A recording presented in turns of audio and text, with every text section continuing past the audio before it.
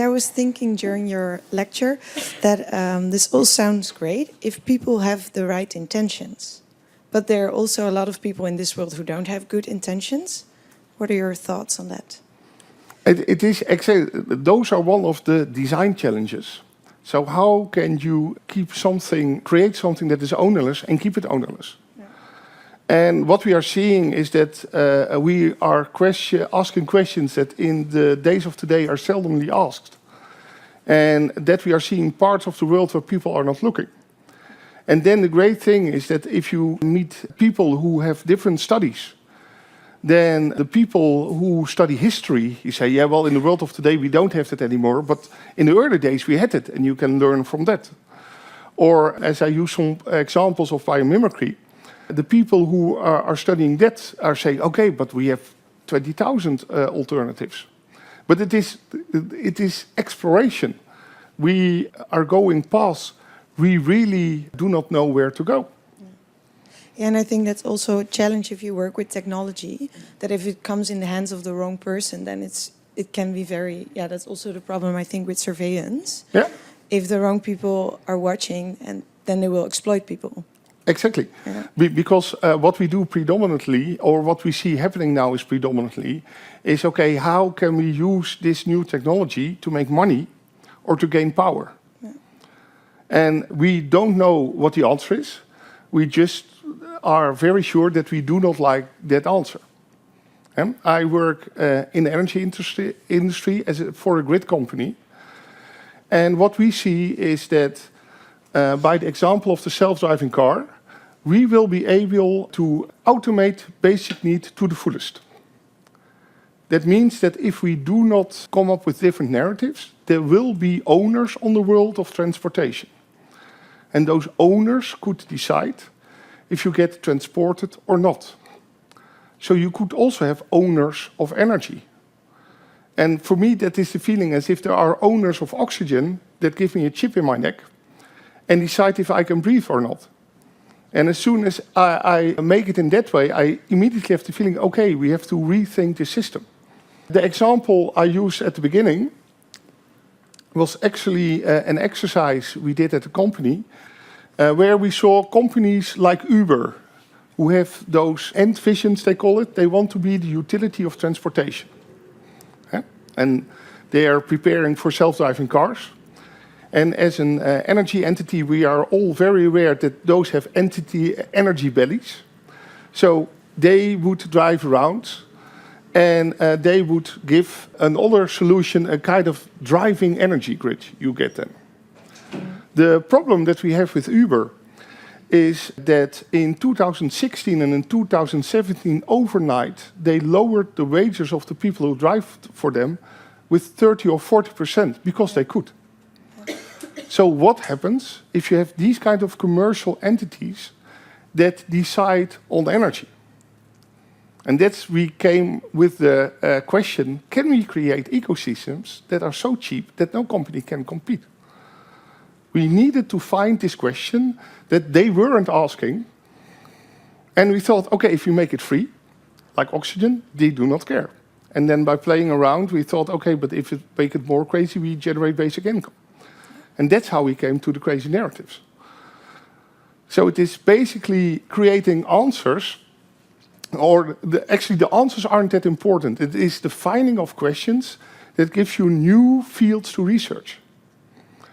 New fields of cooperation, where you of course find all the challenges of today that you have to address because you are on a new place. But where we think it's good to align the people who have very complex thoughts in their head together with the people who just like to explore and build.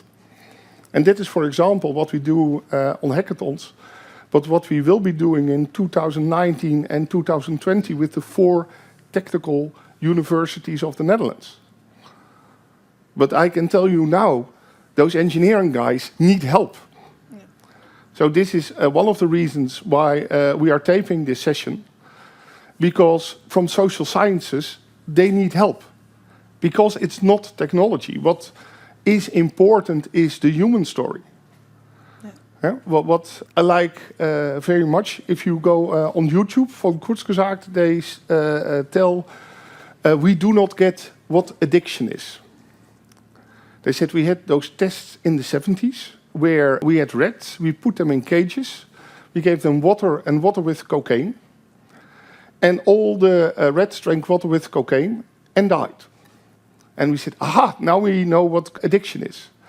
But only a few years later, they did the same experiment, but now with a very big place with lots of different colors and food everywhere and males and female rats.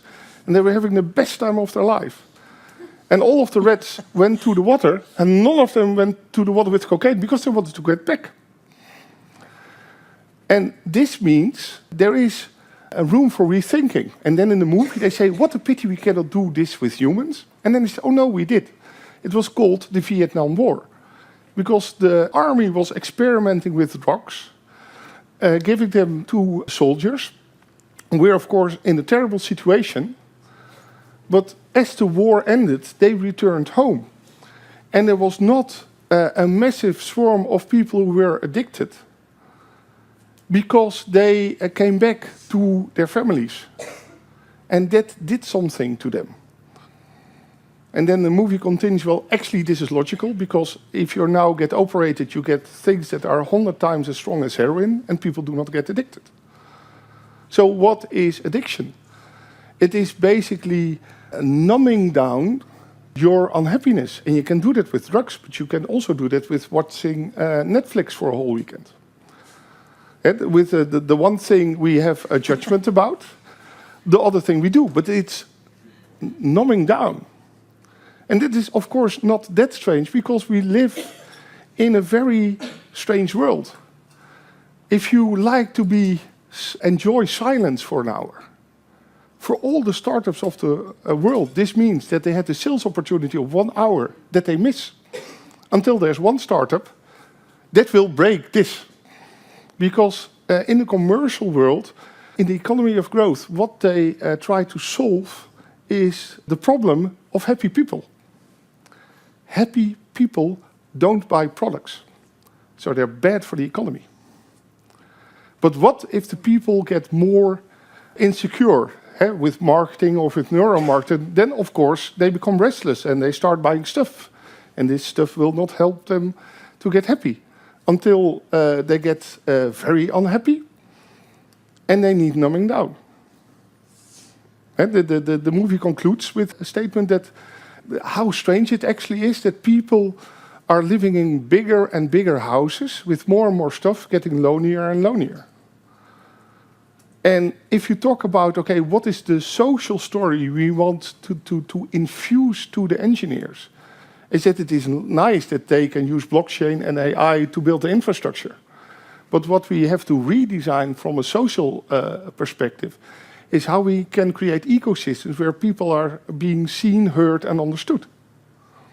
That if you use this technology to create food hubs, that those food hubs also have people who interact with each other. So that, for example, all the people who come there not only get healthy food, but they feel welcome. And they thought, what happened? And they want to go back. And so we absolutely do not have the answers. We just see things that are actually, we think it's normal, but are actually very crazy. And we try to play around with that.